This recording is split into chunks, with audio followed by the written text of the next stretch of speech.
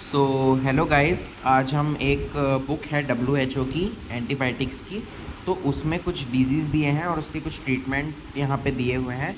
तो हम जो है इसको पढ़ेंगे। मेनली मैं जो है अभी थोड़े बुक्स एक्सप्लोर करता रहता हूँ टेलीग्राम पे, तो जो मुझे अच्छा लगता है तो वो मेरी भी स्टडी मैं कर रहा हूँ। और इससे क्या है, मैं अपनी स्टडी से जो भी मुझे जितना मुझे समझ आएगा वो मैं अपनी तरफ से एक्सप्लेन करने की इसको कोशिश करूँगा। तो क्या है, इससे मेरा भी नॉलेज इंक्रीज़ होगा और मैं चाहता हूँ कि आप लोगों से भी ये नॉलेज जो है शेयर करूँ। तो हम लोग बस ऐसे इसको देखेंगे, जितना समझ आए उतना हम इसको कोशिश करेंगे समझने की। तो थोड़ा भूल चूक माफ़ इसमें। अगर आप लोगों को कुछ लगे इसमें ऐड करने लायक तो आप प्लीज़ मुझे कमेंट सेक्शन में बता सकते हैं। ठीक है, तो देखते हैं। तो ब्रोंकाइटिस है अडल्ट्स में। ठीक है, ये क्या है? Self limiting inflammation of the trachea and bronchi characterize by persistent cough present और एब्सेंट फीवर जो है 38 डिग्री से ज़्यादा होगा और वायरल इन्फेक्शन से ज़्यादातर ये होता है। ठीक है, इन्फ्लामेशन सेल्फ लिमिटिंग बोला गया है, मतलब कि क्या होता है, ट्रैकिया और ब्रोंकाई होती है। अब किसी को वायरल इन्फेक्शन हुआ तो उसको क्या है, कफ एंड कोल्ड हो जाता है। तो उससे क्या होता है कि बहुत ज़्यादा उसके ट्रैकिया और ब्रोंकाई में थोड़ा इन्फ्लामेशन हो जाता है। इस कारण से थोड़ा उसको दिक्कत होती है कफ वगैरह निकालने में। तो ये मेनली ब्रोंकाइटिस होता है कि इन्फ्लामेशन ऑफ द ब्रोंकी और ट्रैकिया। ठीक है, अब डायग्नोसिस में क्या है, क्लिनिकल प्रेजेंटेशन क्या होगा कि एक्यूट ऑनसेट होगा, less than 2 weeks of cough, है ना, lasting more than 5 days, present और absent sputum production and shortness of breath.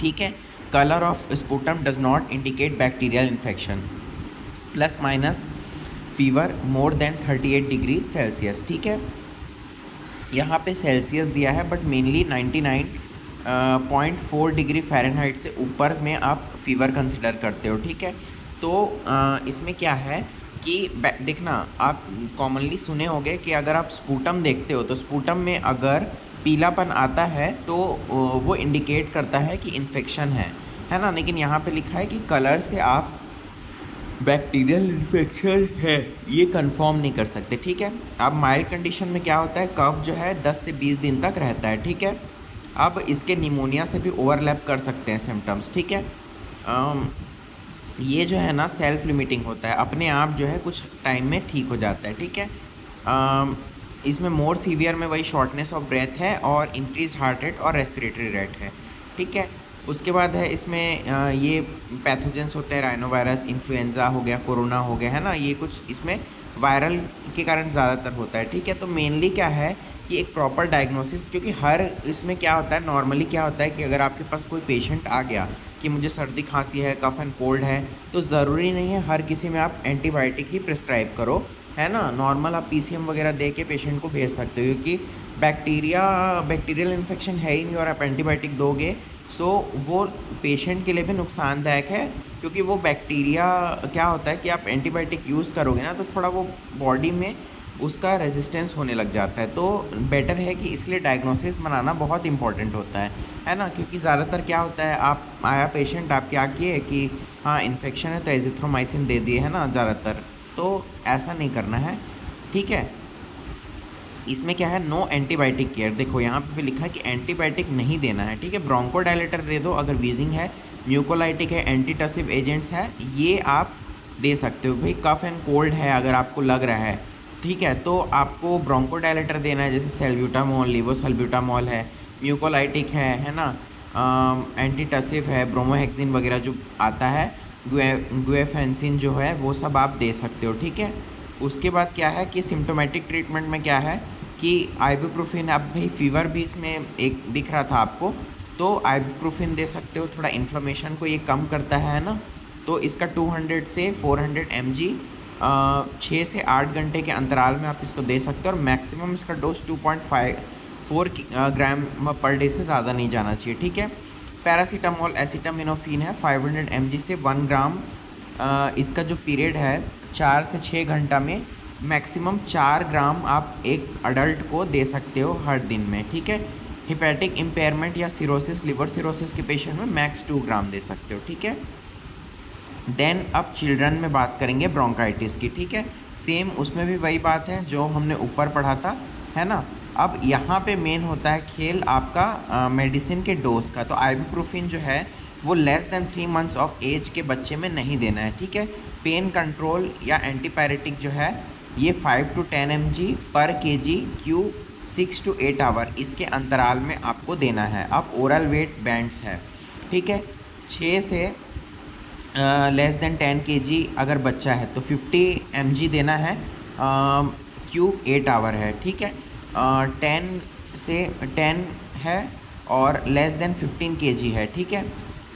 इसमें देना है 100 mg Q 8 आवर। 15 से लेस देन 20 kg है तो 150 है ना, वैसे 200 है। देन 200 से 400 mg मैक्स 2.54 ग्राम पर डे देना है।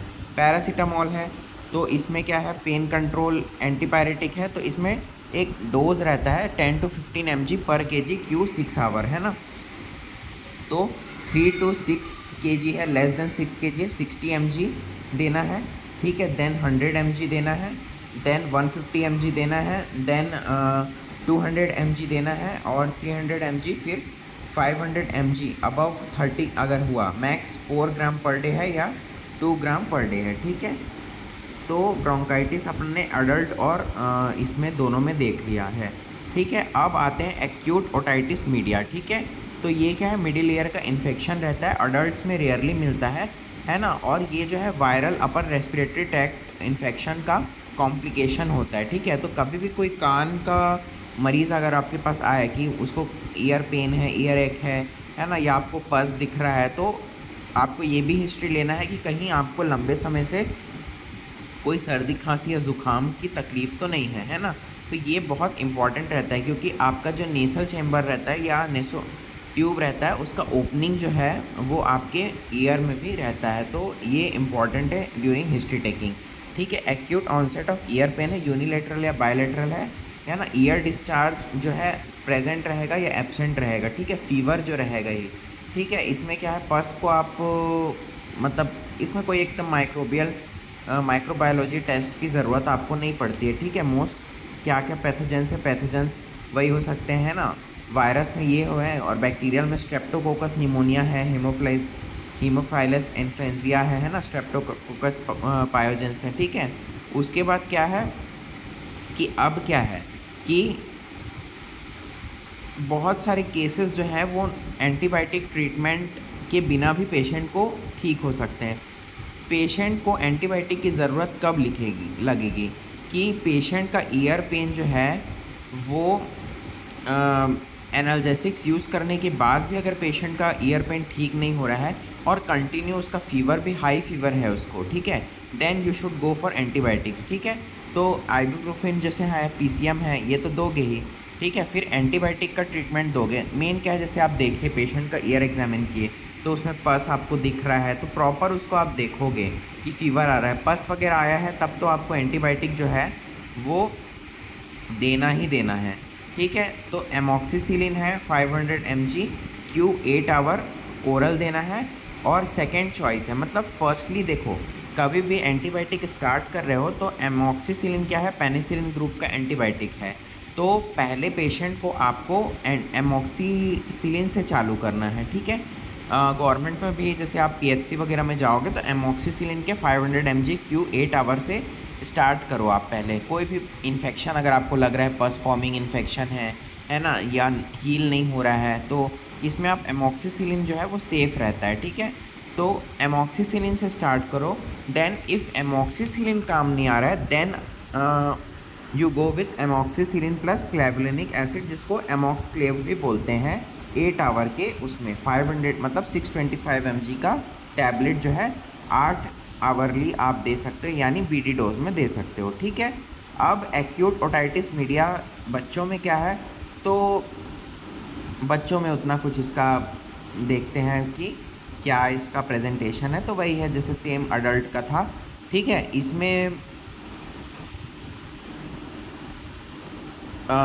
मोर देन 2 ईयर्स ऑफ एज के जो बच्चे होते हैं ना, उसमें जो है बिना एंटीबायोटिक्स के भी ठीक हो सकता है। एंटीबायोटिक्स वही जैसे कि ऊपर हमने देखा था, इम्यूनो कम्प्रोमाइज चिल्ड्रन में एंटीबायोटिक यूज़ करना है, बायलैटरल अगर हुआ और लेस देन 2 ईयर्स हुआ तब आप एंटीबायोटिक्स लो। अब एंटीबायोटिक्स का भी हम यहाँ पे, जैसे हमने ऊपर में तो पीसीएम और आइबुप्रोफेन का देखा ही था, अब यहाँ पे एमॉक्सिसिलिन का देखेंगे। तो 80 to 90 mg पर केजी पर डे ओरल है, ठीक है। अब 3 से 6 केजी यानी 6 से कम या 3 से 5 केजी के बच्चे में 250 mg में 12 आवर्ली आप यूज़ करो, मतलब बीडी डोज में यूज़ करो, ठीक है। फिर 375 mg है, फिर 500 mg है ना। उसके बाद 750 mg है, उसके बाद है 500 mg है, और 1 ग्राम है क्यू 12 आवर्ली, जो 20 किलो से ऊपर का बच्चा रहेगा। अब क्लेवुलिनिक एसिड है, उसका भी वही रहता है, 80 to 90 है, तो सेम डोज उसका भी वही रहेगा, ठीक है। तो उसके बाद आगे है फेरेंजाइटिस है, तो फेरेंजाइटिस को हम नेक्स्ट क्लास में देखेंगे। Okay, thank you. आज का वीडियो कैसा लगा प्लीज़ कमेंट सेक्शन में कमेंट करके बताइएगा। Thank you so much.